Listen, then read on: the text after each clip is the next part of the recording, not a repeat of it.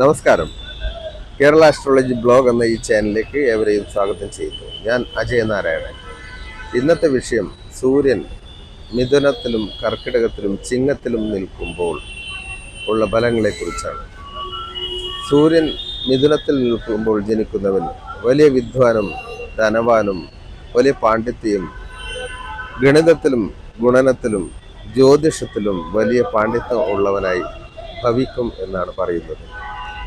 കർക്കിടകത്തിൽ സൂര്യൻ നിൽക്കുമ്പോൾ ജനിക്കുന്നവൻ ധനഹീനനായും ആരോഗ്യക്ഷയമുള്ളവനായും മൂർഖനായും അന്യന്മാരുടെ കാര്യങ്ങളിൽ ഇടപെടുന്നവനായും മോശം സ്വഭാവത്തിൻ്റെ ഉടമയായും ഭവിക്കും എന്നാണ് പറയുന്നത്.